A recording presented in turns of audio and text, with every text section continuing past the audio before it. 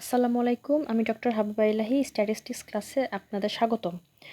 প্রথমেই বলে নিই, এই স্ট্যাটিস্টিক্স থেকে প্রত্যেক বছর 10টা থেকে 11টার মতো কোশ্চেন আসে। সো টপিক্সটা গুরুত্ব কিন্তু কম নয়।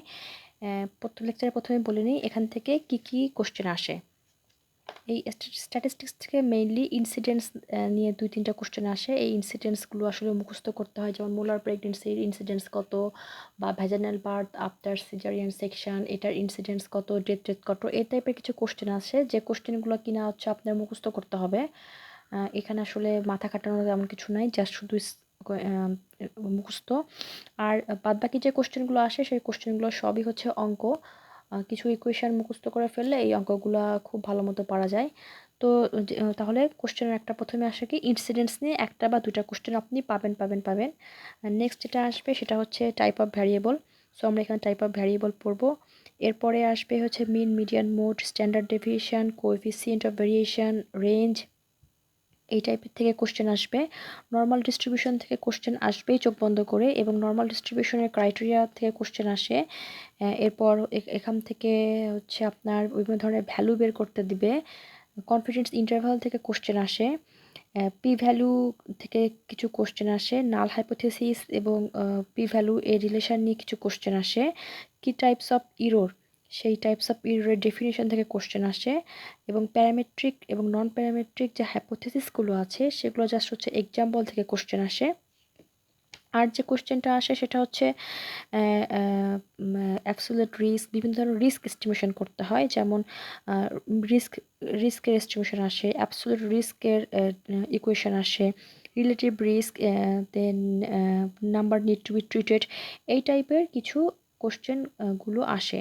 দ্যাট মিনস ম্যাক্সিমাম কোশ্চেনই হচ্ছে অঙ্ক, ম্যাথমেটিক রিলেটেড।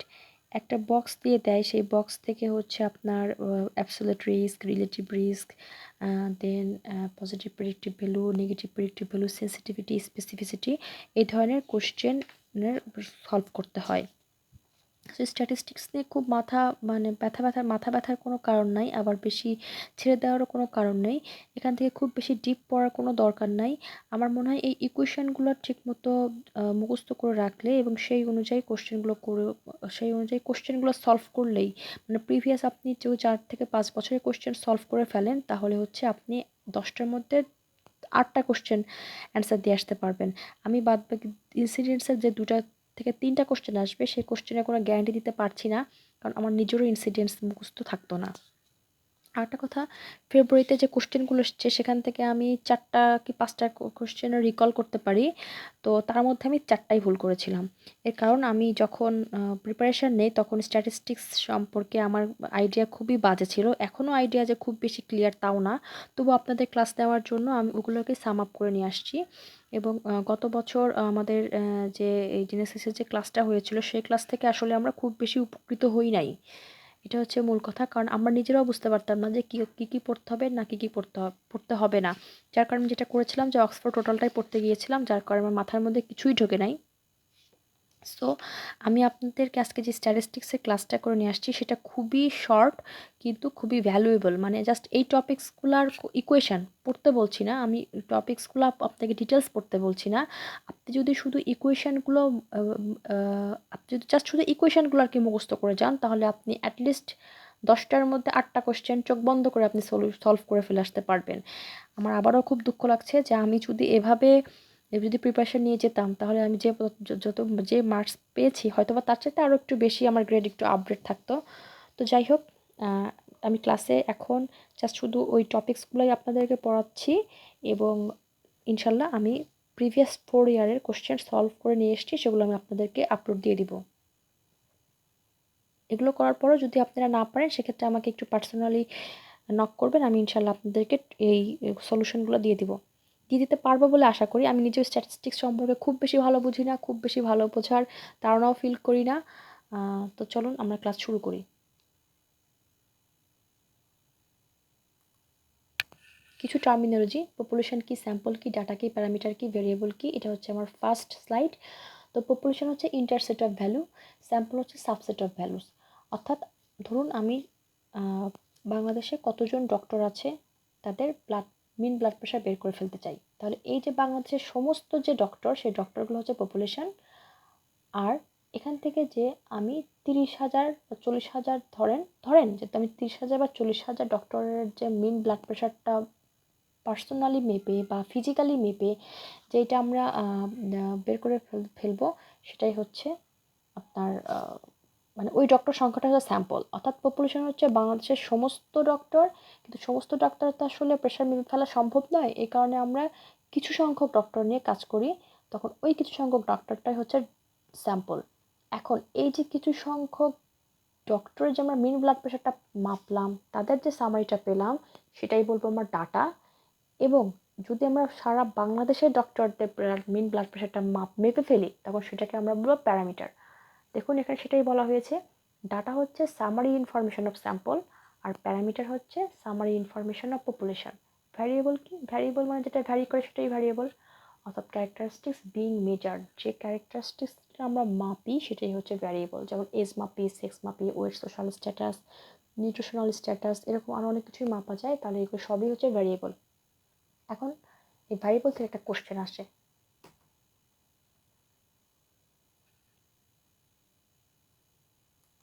তাহলে এরপরে আমরা পড়ে ফেলবো যে ভ্যারিয়েবল কী কী আছে। ভ্যারিয়েবল দেখেন বেসড অন ক্যারেক্টারিস্টিক্স দুই ধরনের, একটা হচ্ছে কোয়ান্টিটেটিভ আর একটা হচ্ছে কোয়ালিটেটিভ। কোয়ান্টিটেটিভটাকে আমরা বলি নিউমেরিক্যাল, কোয়ালিটেটিভটাকে আমরা বলি ক্যাটাগরিক্যাল। কোয়ান্টিটেটিভটা আবার দুই ধরনের, একটা হচ্ছে কন্টিনিউয়াস এবং একটা হচ্ছে ডিসক্রিট। কন্টিনিউয়াস হচ্ছে যে কোনো ভ্যালু হতে পারে, ইভেন ফ্র্যাকশন ভ্যালু হতে পারে, যেমন height, weight, blood pressure, age. যেমন হাইট আমরা কী বলি, 5 ফুট 4 ইঞ্চি, আমরা কিন্তু শুধুমাত্র 5 ইঞ্চি বা 6 ইঞ্চি বা 7 ইঞ্চি এভাবে বলি না, 5 ফিট 4 ইঞ্চিও বলি, 5 ফিট 2 ইঞ্চি, 6 ফিট 3 ইঞ্চি, এরকমই কিন্তু ভ্যালু অর্থাৎ বলি। অর্থাৎ আমরা কিন্তু ফ্র্যাকশনটাও ইউজ করি। সো নিউমেরিক্যাল এবং যে ফ্র্যাকশনগুলো নেওয়া যায় সেগুলোকে আমরা বলবো কন্টিনিউয়াস। আর যেগুলোকে কোনো ফ্র্যাকশন নেওয়া যাবে না, সেগুলোকে আমরা বলি ডিসক্রিট ভ্যালু বা ডিসক্রিট ভ্যারিয়েবল। যেমন নম্বর অফ স্টুডেন্টস, আমরা তো বলতে পারি না যে একটা ক্লাসে 28.5 জন স্টুডেন্ট আছে, তাই না? তাহলে এই নম্বর অফ স্টুডেন্ট বা number of obese patient in the ward বা আউটডোরে কতগুলো পেশেন্ট আসলো, এই ধরনের যে ডাটাগুলো বা এই ধরনের যে ভ্যারিয়েবলগুলো, সেগুলোকে আমরা বলবো কি ডিসক্রিট ভ্যালু বা ডিসক্রিট ভ্যারিয়েবল। এরপরে কোয়ালিটেটিভ অর ক্যাটাগরিক্যাল, এটা আবার দুই ধরনের, একটা হচ্ছে নমিনাল এবং আরেকটা হচ্ছে অর্ডিনাল। নমিনালটা হচ্ছে যেটা কোনো র্যাঙ্কিং করে ফেলা যায় না, জাস্ট কোনো ক্যাটাগরাইজ করে ফেলতে যায় না, জাস্ট শুধু নেমে প্রকাশ করা যায়। যেমন কি সেক্স, সেক্সকে আমরা বলতে পারি যে গ্রেড 1 বা গ্রেড 2 এই ধরনের তো বলতে পারি না। সেক্স বলতে মেল বা ফিমেল। যেমন blood group AB, AB positive বা বি ও পজিটিভ বা ও নেগেটিভ এই ধরনের করে ফেলতে পারি। যেমন কালার অফ আইস বলতে পারি, ব্লু, ব্ল্যাক এই ধরনের বলতে পারি, কোনো র্যাঙ্কিং করে ফেলতে পারি না। এই ধরনের যখন ভ্যারিয়েবলগুলো দিবে, তখন সেই ভ্যারিয়েবলগুলো নমিনাল ভ্যারিয়েবল। এবং একটা কোশ্চেন আসছে যে blood group is what type of variable, এটা হচ্ছে রিকলের কোশ্চেন, তো সেটার অ্যান্সার হবে কি নমিনাল। আচ্ছা, এরপরে কি আর হচ্ছে অর্ডিনাল। অর্ডিনালটা হচ্ছে অর্ডার্ড বা ক্যাটাগরিজ করে ফেলা যায়, র্যাঙ্কিং করে ফেলা যায়, সেগুলো হচ্ছে অর্ডিনাল টাইপ অফ ভ্যারিয়েবল। যেমন কি degree of pain, mild, moderate না সিভিয়ার, নিউট্রিশনাল স্ট্যাটাস, এগুলো হচ্ছে সবই আপনার কোয়ালিটেটিভ অর্ডিনাল ভ্যারিয়েবল। আচ্ছা, নেক্সট আমি বলেছিলাম যে মিন মিডিয়ান মোড, এটা ক্যালকুলেট করে ফেলতে জন্য কোশ্চেন আসে। তো মিন মিডিয়ান মোডটা আসলে হচ্ছে কি, এটা হচ্ছে সেন্ট্রাল টেন্ডেন্সি। তাহলে সেন্ট্রাল টেন্ডেন্সিটা আমরা কেন করি? লোকেশন অফ ডাটা মেজার করার জন্য আমরা মিন, মিডিয়ান এবং মোড এগুলো হচ্ছে ক্যালকুলেট করে ফেলি।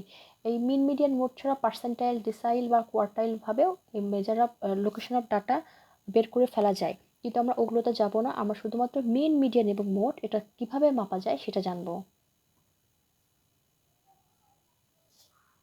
মিন মিডিয়ান মোড মাপতে হলে প্রথমেই যে ডাটাতে যে ভ্যালুগুলো দেওয়া থাকবে, প্রথম কাজ হবে চটপট করে আমার সেগুলো অ্যাসেন্ডিং ওয়েতে সাজিয়ে নেওয়া।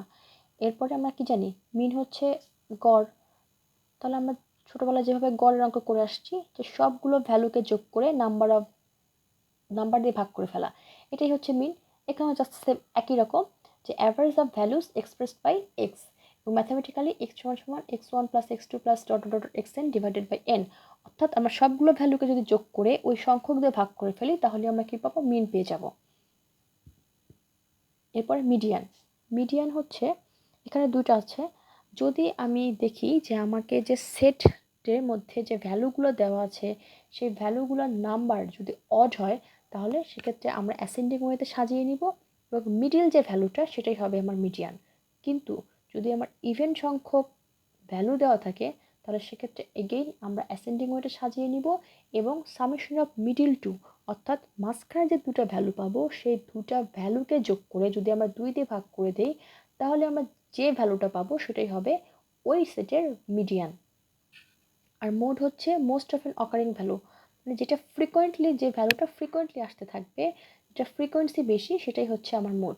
এখানে আমি একটা এক্সাম্পল দিয়ে বুঝিয়েছি, দেখেন। Sample consisting of 5 5 10 3 6 12 8।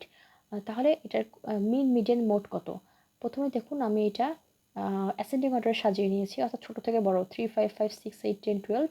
এরপরে মিন করেছে কি, এগুলো সব কিছু যোগ করে 1 2 3 4 5 6 7, 7টা ভ্যালু আছে, এই 7 দিয়ে ভাগ করেছি, যার কারণে মিন আসছে 7।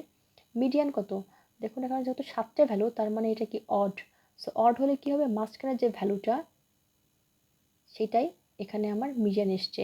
এটা যদি আমার ইভেন নাম্বার হতো তাহলে কি করতাম, আমি এই মাঝখানের যে দুইটা ভ্যালু সেই দুইটা ভ্যালু যোগ করতাম, যোগ করে 2 দিয়ে ভাগ করে দিলেই পেয়ে যেতাম মিডিয়ান।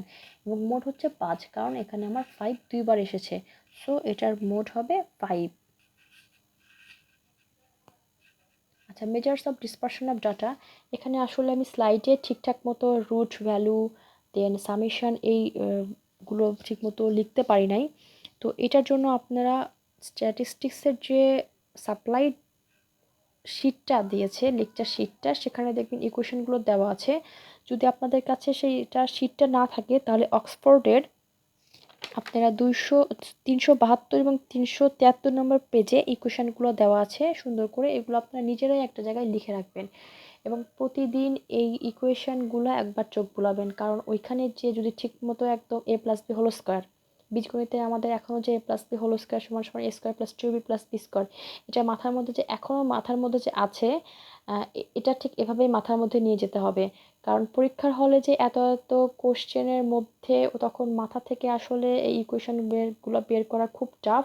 এজন্য আপনারা জাস্ট এই ইকুয়েশনগুলো, এখানে প্রায় 10-12টার মতো ইকুয়েশন আছে, এই ইকুয়েশনগুলো এক জায়গায় লিখে রাখবেন, চোখের সামনে টানায় রাখবেন, সকাল বিকালে যেন একবার করে হলেও অন্তত চোখ বুলায় যাবেন। আমি আবারও বলছি, এখান থেকে স্ট্যাটিস্টিক্সের অধ্যায় থেকে 10টা থেকে 11টা কোশ্চেন আসবেই আসবেই আসবেই। আমি আপনাকে এর প্রুফও দিয়ে দিব যে প্রত্যেকবার 10-12টা কোশ্চেন এসেছে কিনা। তো যেহেতু অঙ্ক, এখানে আমার মনে হয় ভুল করার কোনো অপশন নাই, ছাক্কা মার্ক। 10 মার্কের মধ্যে 8টা না পেরে আসলেই খুবই কষ্টের কাজ। অন্যান্যগুলো যেমন অনেক কিছু পড়াশোনা করেও মাথার মধ্যে ঢুকাতে হয়, কিন্তু এখানে মাত্র 10-12টা ইকুয়েশন মনে রাখলেই কিন্তু 8টা কোশ্চেন আপনি অ্যান্সার করে ফেলে আসতে পারবেন। সো প্লিজ এই ইকুয়েশনগুলো আপনারা নিজেরা একটা জায়গায় লিখে টানিয়ে রাখবেন, সকাল বিকাল প্রতিদিন একবার করে দেখবেন, তাহলে আমার মনে হয় এখান থেকে আপনারা ভালো করে আসতে পারবেন। So measure of dispersion of data, এটা আমরা মানে ডিসপারশন অফ ডাটা আমরা কীভাবে মেজার করি, এই যে ইকুয়েশন, এই ইকুয়েশনগুলোর মাধ্যমে। এবং কোশ্চেন আসবে যে একটা ভ্যালু দেওয়া থাকবে যে অমুকের মিন ডেভিয়েশন, একটা সেটের মিন ডেভিয়েশন এত আছে, এর অ্যাভারেজ মিন এত, এটার স্ট্যান্ডার্ড ডেভিয়েশন কত, এরকম করে কোশ্চেন আসবে। অথবা থাকবে যে স্ট্যান্ডার্ড অফ ইরর কত, এরকম এন, যেখানে এন দেওয়া আছে, ধরেন N10, স্ট্যান্ডার্ড ইরর আপনার 12, তাহলে স্ট্যান্ডার্ড ডেভিয়েশন কত, এই ধরনের ওরা ভ্যালুই দিয়ে দেয় এবং ক্লিন কাট একটা ইকুয়েশন আসে। সো প্লিজ আমি আবারও বলছি, এগুলো আপনারা ভালো করে পড়ে যাবেন। তাহলে দেখুন ইকুয়েশনগুলো আমি একটু বলে দিচ্ছি। প্রথমে হচ্ছে মিন ডেভিয়েশন।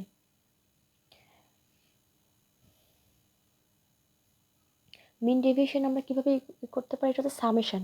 এটা আমি সামেশন চিহ্ন দিতে পারি নাই, এটা হচ্ছে summation of x minus x bar divided by n. Standard ডেভিয়েশনের ইকুয়েশন কি, স্ট্যান্ডার্ড ডেভিয়েশনের ইকুয়েশন হচ্ছে root over summation of x minus x bar whole square divided by N minus one.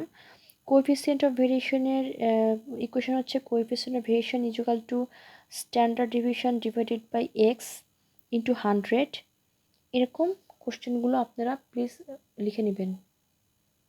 Variance থেকে কোশ্চেন আসে, ভ্যারিয়েন্স হচ্ছে কি, variance হচ্ছে summation of x minus x bar divide whole square divide by N minus 1, অর্থাৎ standard ডেভিয়েশনের যে root of আছে সেই root অফটাকে ফেলে দিলেই ভ্যারিয়েন্সটা কিন্তু চলে আসবে।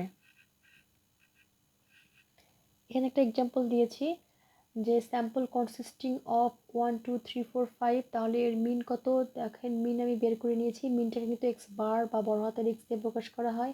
এখানকার মিন হচ্ছে 3x - x বার, অর্থাৎ মিন থেকে আপনি প্রত্যেকটা ভ্যালুর ডিফারেন্স কত সেটা বের করেছি, -2 -1 0 1 2, এবং square value of square value এই কারণে করা হয় যে নেগেটিভগুলো যেন হচ্ছে সবই পজিটিভ হয়ে যায়, এই কারণে আসলে x - x বার।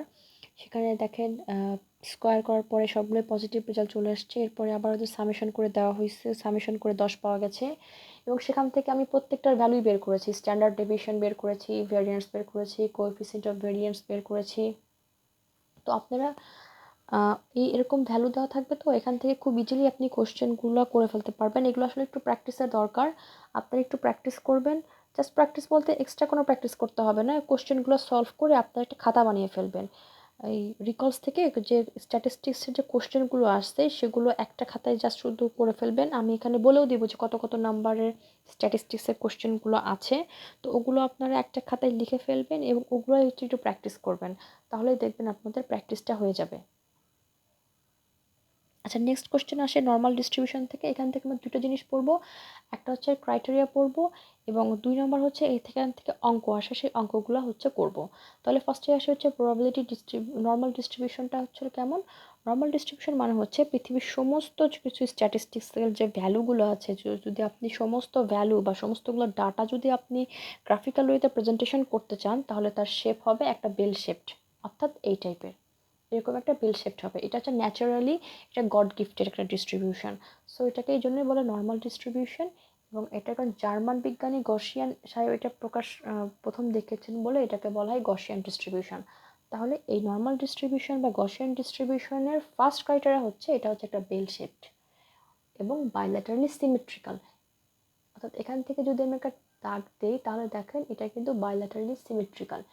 3 নম্বর বৈশিষ্ট্য হচ্ছে এটার মিন, মিডিয়ান এবং মোড হচ্ছে সেম, এবং সমস্ত ভ্যারিয়েবল বা সমস্ত ডাটাকে যদি আমরা এর মধ্যে রাখতে যাই তাহলে দেখব 68% ডাটা আছে +-1 স্ট্যান্ডার্ড ডেভিয়েশনের মধ্যেই, অর্থাৎ মিন থেকে +1 বা -1 যে স্ট্যান্ডার্ড ডেভিয়েশন বা যেটুকু বিচ্যুতি হয় এর মধ্যে কিন্তু 68% ডাটাগুলো আছে, এবং 95.5% ডাটা বা রাফলি 95% ডাটা থাকবে আপনার 2 স্ট্যান্ডার্ড ডেভিয়েশনের মধ্যে, এবং 99.7% বা রাফলি 99% ডাটা কিন্তু থাকবে আপনার 3 +-3 স্ট্যান্ডার্ড ডেভিয়েশনের মাধ্যমে।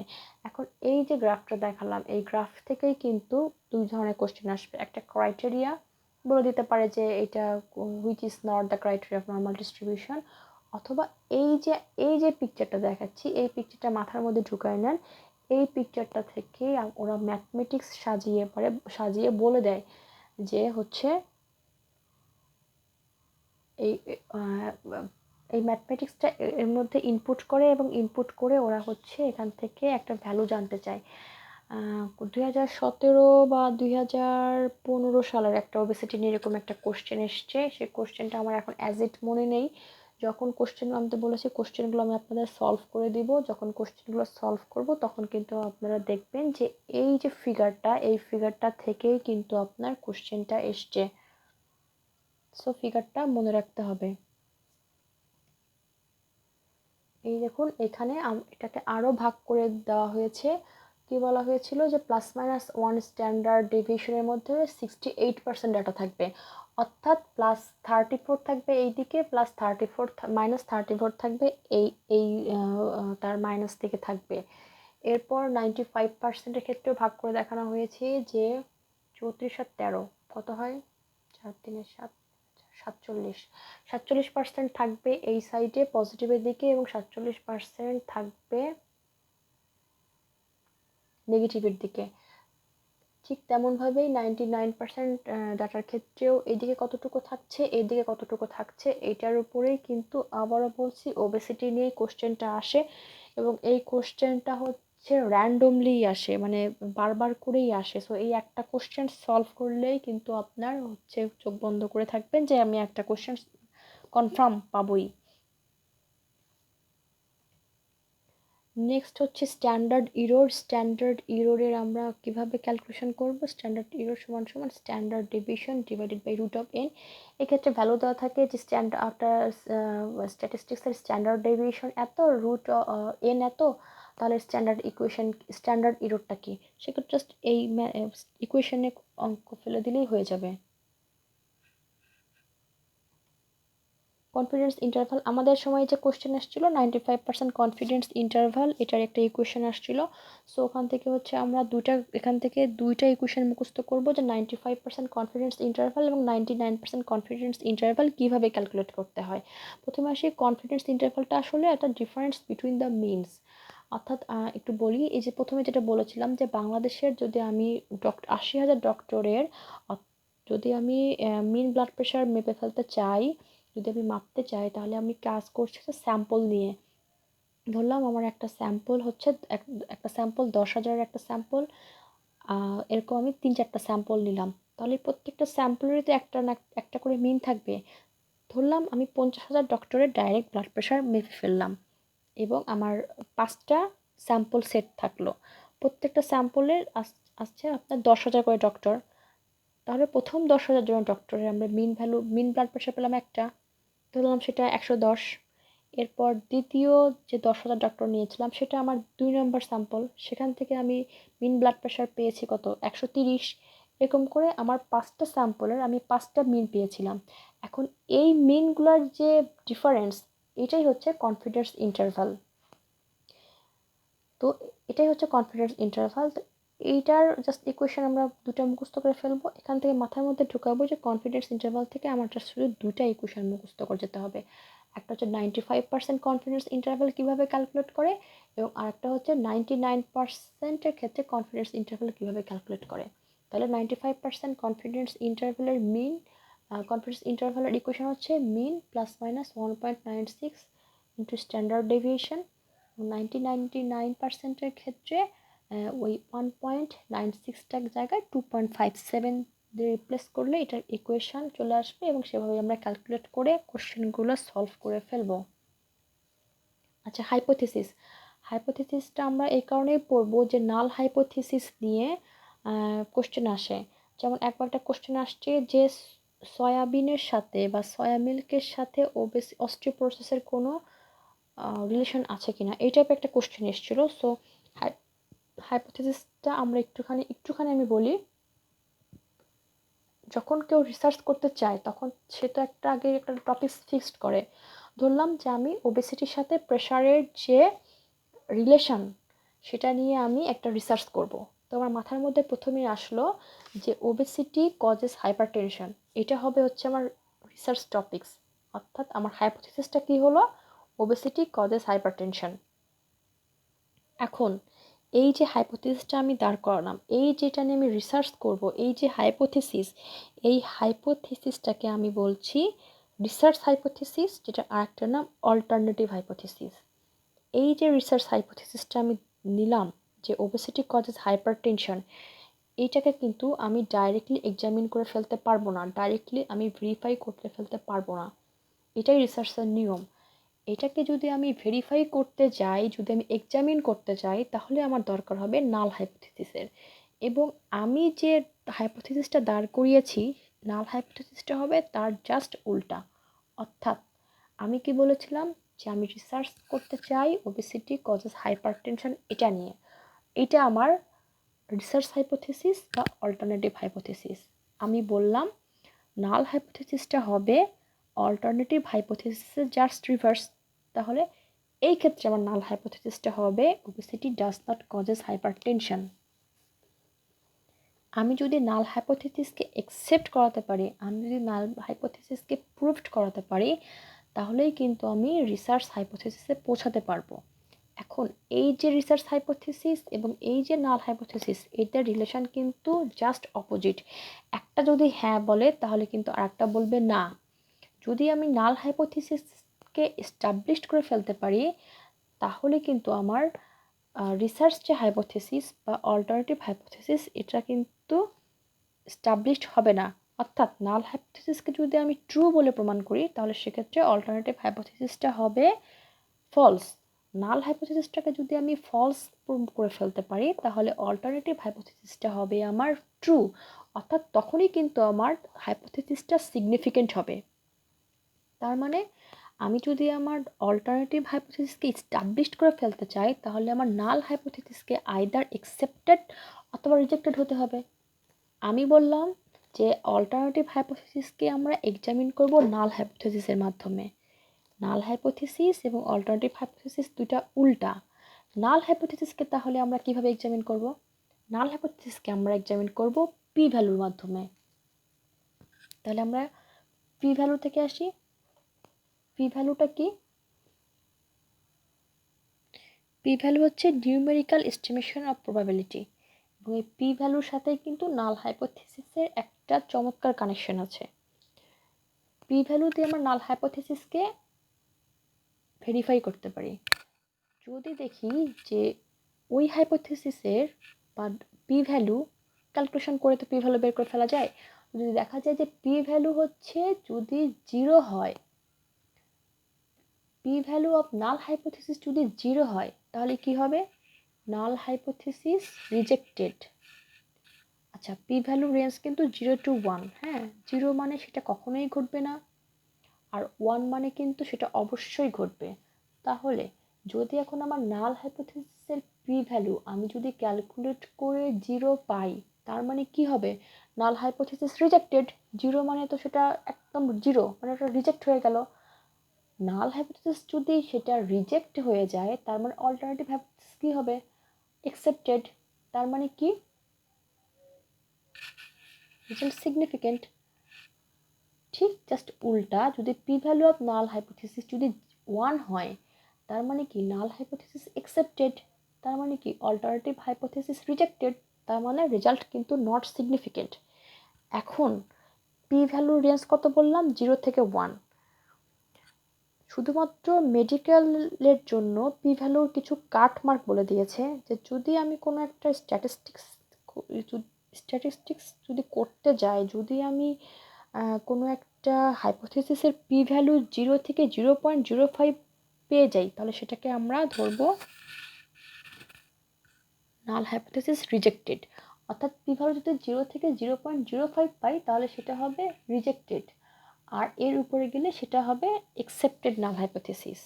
তাহলে এখানেই একটা এরকম কোশ্চেন এসেছিল যে সয়াবিনের সাথে সয়া মিল্কের সাথে অস্টিওপোরোসিস, এটার নাল হাইপোথেসিস কি হবে? নাল মানে তো না, নাল মানে তো 0। তাহলে সয়াবিনের সাথে সয়া মিল্কের সাথে বা সয়া প্রোটিনের সাথে ওবেসিটি রিলেশন কি হবে?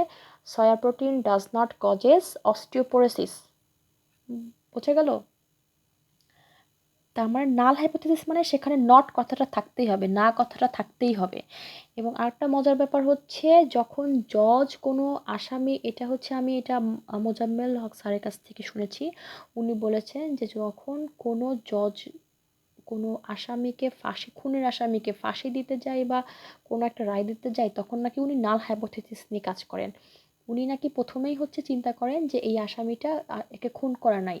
তখন উনি বাদী বিবাদী দুই পক্ষের উকিলকে নাকি ডাকেন, ডেকে বলেন যে আপনারা আমার যে নাল হাইপোথেসিস এটাকে আইদার অ্যাকসেপ্ট করাবেন বা রিজেক্ট করাবেন। অর্থাৎ ওনারাও কিন্তু নাল হাইপোথেসিস নিয়েই কাজ করে। তাহলে কি নাল হাইপোথেসিস বোঝা গেল? নাল হাইপোথেসিসটা হচ্ছে অল্টারনেটিভ হাইপোথেসিস বা রিসার্চ হাইপোথেসিসের কিন্তু জাস্ট রিভার্স হবে, এবং এটা সবসময় এর মধ্যে নট কথাটা লেখা থাকবে। এই সয়াবিন এবং এই যে অস্টিওপোরোসিস বা অস্টিওপিনিয়া এই টাইপের যে একটা কোশ্চেন এসছে, সেই কোশ্চেনটা কিন্তু দুইভাবে ঘুরিয়ে পেঁচিয়ে আসছে।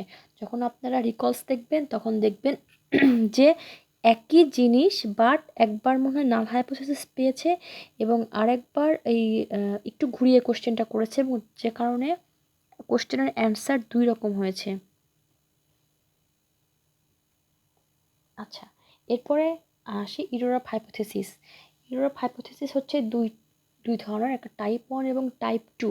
এবং এখান থেকে কিন্তু হচ্ছে কোশ্চেন আসে, এখান থেকে আমাদের কোশ্চেন এসেছিলো ফেব্রুয়ারিতে, এখান থেকে কোশ্চেন এসেছিলো। এবং খুবই দুঃখজনক হলো সত্য যে আমি এখানকার কোশ্চেনের অ্যান্সার করতে পাই নাই। আমার বেলায় যে 10টা কোশ্চেন এসছে সেখান থেকে আমি মাত্র 3টা কোশ্চেনের অ্যান্সার আমি ড্যাম শিওর মাত্র 3 থেকে 4টা কোশ্চেনের অ্যান্সার আমি করে আসতে পারছি, আর সবগুলো আমি ভুলভাল দিয়ে আসছি। আচ্ছা, ইউরোপ হাইপোথিসিস থেকে তাহলে আমাদের কোশ্চেন ছিল, ডেফিনিশনটা আসছিল। তো টাইপ 1 এর ডেফিনিশন কি? যখন নাল হাইপোথিসিস ফলসলি রিজেক্টেড হয় তখন কিন্তু সেটা টাইপ 1 এরর হয়। আর টাইপ 2 এরর কখন হয়? যখন incorrect acceptance of null hypothesis. এটা টাইপ 1 এরর না, এটা টাইপ 2 এরর। এটা নিয়ে হচ্ছে আপনাদের 5 মার্কসেও যে 2-3টা কোশ্চেন আছে। যখন আপনার স্ট্যাটিস্টিক্স যে পার্টটা সলভ করবেন 5 মার্কসেও যে, তখন এটা নিয়ে আপনাদের কনসেপশন ক্লিয়ার হয়ে যাবে। মোট কথা হচ্ছে আপনার ইউরোপ হাইপোথিসিসটা টাইপ 1 না টাইপ 2, এটা বোঝার জন্য আপনার নাল হাইপোথিসিস বুঝলেই হবে। Null hypothesis accepted, that means alternative hypothesis rejected. Null hypothesis rejected মানে null hypothesis alternative hypothesis, sorry, আমি আবারও বলছি, নাল হাইপোথিসিস অ্যাকসেপ্টেড মানে alternative hypothesis rejected, alternative hypothesis accepted মানে নাল হাইপোথিসিস রিজেক্টেড। এইটা রিলেশন করেই কিন্তু ওনারা কোশ্চেনগুলো সেট করে। সো ওইখানে যে মাথা নষ্ট করলে চলবে না, তারপর ওখানে কেমন জানি মাথাটা গুলিয়ে যায়। আচ্ছা, রিস্ক এস্টিমেশন, এখান থেকে কিচ্ছু আমরা পড়বো না, শুধুমাত্র আমরা ইকুয়েশনগুলো জানবো যে কীভাবে রিস্ককে ক্যালকুলেট করে ফেলতে হবে, কীভাবে অডস করা যাবে, কীভাবে ods ratio, relative risk, absolute risk, number needed to be treated. একটা কোশ্চেন আসছিল আমাদের number need to be treated, এবং আমি সেটাও ভুল করে রেখে আসছি, কারণ আমার তখন মনে ছিল না, ইকুয়েশনটা মনে ছিল না। এই কারণে আমি বলছি, একটা আন্দাজে দিয়ে আসছি, এই কারণে আমি বলছি যে এই ইকুয়েশনগুলো আপনারা কিন্তু এক জায়গায় লিখে রাখবেন এবং বারবার করে এইগুলো হচ্ছে আপনারা দেখবেন বা একবার করে পড়বেন। তাহলে রিস্কটা আমরা কীভাবে এস্টিমেট করে ফেলতে পারি? এগুলো সবই ভ্যালু দেওয়া থাকবে, এটা নিয়ে ভয় পাওয়ার কিছু নেই, সবগুলোর ভ্যালুই দেওয়া থাকে। তাহলে রিস্ক হচ্ছে number of events divided by total population. এটাকে ভাবে আমরা রিস্ক ক্যালকুলেট করে ফেলি। অর্স করি কীভাবে? And event two ochre, not to অকার, এভাবে আমরা করে ফেলি। যেমন ধরেন আপনি কারো একজনের বাসায় 8 দিন গিয়েছেন, যে হচ্ছে তাকে 1 দিন মাত্র পেয়েছেন, 7 দিনই পাননি, তাহলে তার অর্স কী হবে? 1/7, কারণ আপনি একবার যে পেয়েছেন 7 বার পাননি, মোট 8 বার গিয়েছিলেন। আচ্ছা, এরপরে আছে অড রেশিও। অড রেশিও হচ্ছে odds of exposed divided by odds of unexposed. Relative রিস্কটা হচ্ছে risk of exposed divided by risk of unexposed, mathematically A divided by A plus b divided by c divided by C plus d. আচ্ছা, এটা হচ্ছে, এই যে আমি A B C D এগুলো কী বলছি, এটা আসলে নেক্সট আপনার যে স্লাইড, সেই স্লাইডে আপনি বুঝবেন। একটা টেস্ট করার জন্য আসলে একটা বক্স আছে, সেই বক্স থেকে কোনটা এ, কোনটা বি, কোনটা সি ডি, এগুলো হচ্ছে বলে দিচ্ছি। আচ্ছা, তাহলে অড রেশিও গেল, এবার রিলেটিভ রিস্ক বললাম। এবার অ্যাবসলিউট রিস্ক হচ্ছে কি? Risk of exposed minus risk of unexposed, mathematically A divided by A plus B minus C divided by C plus D, number need to be treated হচ্ছে 1 by absolute risk. আচ্ছা, true positive কখন বলবো, true negative কখন বলবো, false positive, false negative, এগুলো কখন কোনটা বলবো এটা আপনারা সবাই জানেন। তারপর একটু বলছি, ধরুন কোনো একটা পেশেন্টের ধরলাম ডিজিজ আছে এবং কোনো একটা টেস্ট